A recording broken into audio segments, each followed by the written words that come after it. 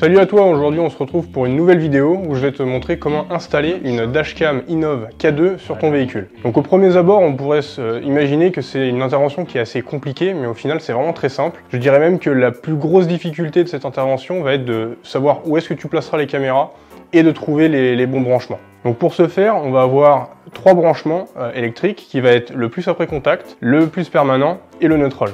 Donc le plus permanent, c'est rien de plus simple, ça va être comme le plus et moins de la batterie. Donc là avec le multimètre, on voit très bien qu'on a les 12 volts et demi à peu près, constants. Alors ensuite on va aller chercher le plus après contact. Donc le but ça va être de pas détériorer le faisceau d'origine au maximum.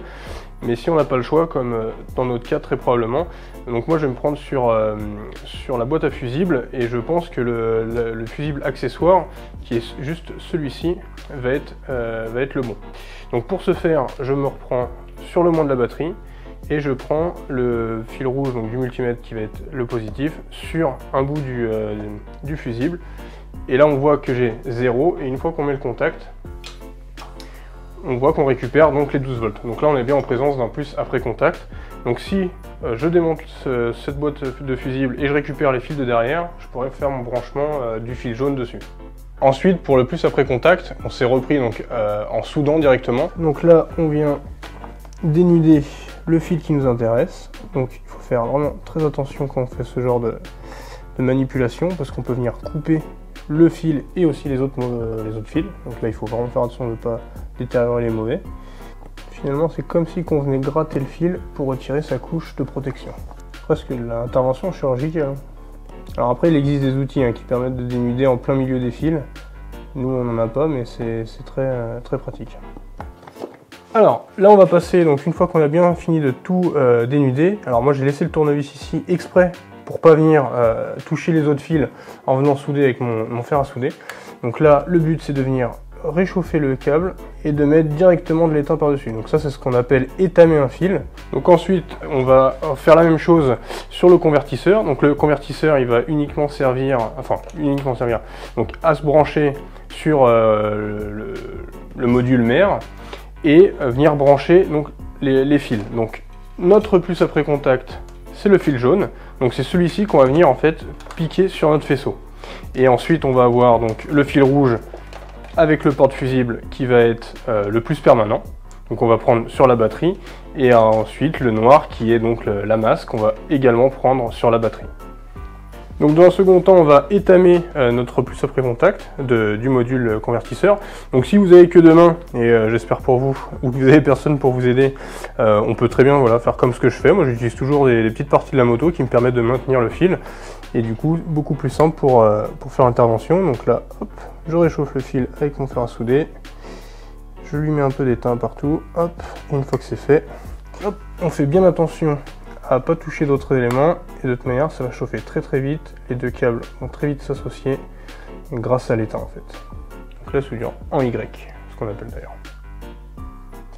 Bien enrouler tout ça pour bien protéger le fil en cas d'humidité, mais bon là clairement on n'est pas sur des fils qui sont propices à avoir de l'eau ici.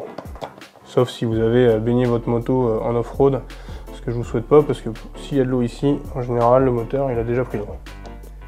Mais il existe plein d'autres solutions un peu plus rapides, comme des causes de dérivation que vous pouvez juste venir clipper.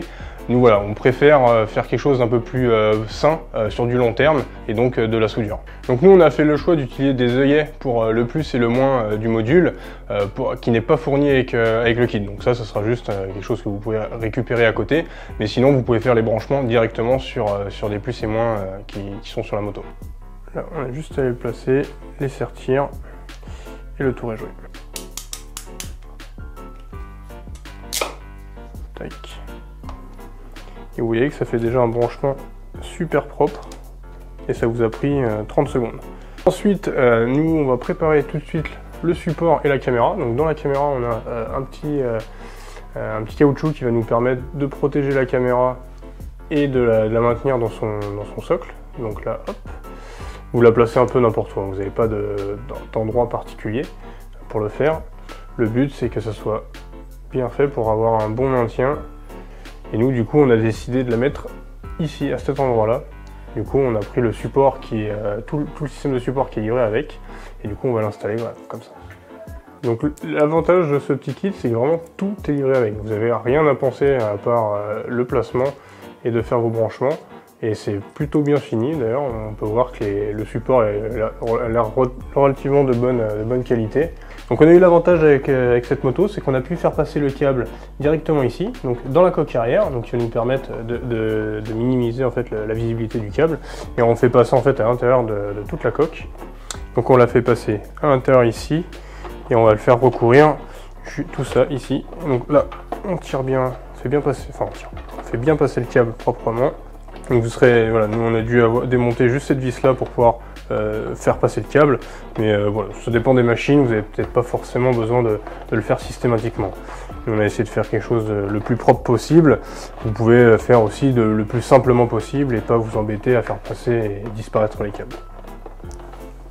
Donc nous on a décidé d'installer la caméra sur le porte-paquet du véhicule, tout simplement parce que c'était assez simple, on avait directement les vis accessibles. Donc voilà. En plus le kit est relativement bien conçu parce qu'on a vraiment tous les éléments nécessaires pour le monter. On va avoir une patte en L qu'on peut mettre en différentes positions. On va avoir le petit rectangle qui vient au centre de l'arc qui tient la caméra, qui peut être aussi inclinable. Donc vraiment ça donne une large possibilité de montage. Il faudra juste que tu fasses attention au passage de câbles, de ne pas les coincer quelque part qui pourrait les abîmer ou les détériorer avec les vibrations de la moto, et d'autant plus aussi avec la selle. Parce que nous, comme tu as pu voir sur les images, on a fait passer les fils qui sont relativement proches des inserts de selle, mais qui ne touchent pas. Donc du coup, on va être safe de ce côté-là. Donc pour le montage de la caméra à l'avant, nous on a décidé de se prendre sur le T inférieur, tout simplement parce qu'il y avait déjà des inserts filetés, et en plus qui correspondaient avec les vis du kit. Donc voilà, pour une question de simplicité, c'était le meilleur endroit, et d'autant plus qu'on était bien centré en fait sur le milieu de la moto. Alors l'avantage aussi avec l'endroit où on l'a placé, c'est que la caméra va suivre la direction de la roue avant. Donc du coup on aura toujours une vision de où va la moto. Sur ce montage-là, il faudra bien faire attention par contre à la longueur de ton câble. Il ne faudra pas que tu le tendes de trop, parce que quand tu vas tourner le guidon, ça va te tirer ou ça va te délaisser du câble. Donc là, il faut toujours laisser un petit mou. N'hésite pas à faire des essais sur place, à tourner ton guidon pour voir comment ça réagit. Alors la contrainte qu'on va avoir avec le montage qu'on a fait, ça va être le débattement de la fourche. Parce que du coup, la caméra elle se trouve sous le T, et sur certaines machines, on vient vite toucher en fait avec le T inférieur sur le garde-boue. Donc c'est valable en off-road avec des machines qui vont prendre des chocs importants, et c'est aussi valable sur la route ou sur la piste. Donc pour l'unité des verres, nous on a décidé de le mettre sur le flanc de la moto parce qu'on avait une accessibilité qui était assez intéressante, et il faut prendre en compte plusieurs petites choses. Alors la première, ça va être le branchement des USB, parce qu'on va avoir un front et un rear, donc l'avant de la moto et l'arrière de la moto, donc il ne faudra pas se mélanger dans les branchements. Et en plus, la petite chose qui est assez astucieuse, c'est qu'elles sont vissées. C'est-à-dire que dans le kit, on a des petites vis qui viennent s'ajouter, et du coup qui permet, en cas de vibration ou d'utilisation de la moto, que les cosses ne s'enlèvent pas. Donc du coup, on conserve tout le temps un enregistrement. Ensuite, ça va être pour les branchements du GPS, ainsi que le convertisseur de tension. Donc là, sur les branchements en soi, il y a juste un petit détrompeur, donc il faudra bien faire attention, parce que si vous forcez un peu, vous pouvez le casser. Mais bon, normalement, il n'y a pas de risque. Et ensuite, il y aura aussi bien un ordre. Donc il y aura un côté qui va être pour l'alimentation et un autre côté qui va être pour le GPS. Alors petit point à faire attention avec l'unité des verres, c'est que sur la tranche, en fait, on va avoir les branchements pour l'USB et la carte mémoire. Donc nous, on a décidé d'utiliser du velcro pour qu'on puisse le retirer assez facilement, mais c'est pas livré dans le kit. Alors, dans le kit, c'est du double face, donc une fois que tu l'as posé, ça restera définitivement. Donc j'espère que cette vidéo t'aura permis de faire l'intervention sans trop de difficultés. Si tu as d'autres questions, n'hésite pas à les poser en commentaire, je t'y répondrai. Bonne route à toi et à bientôt.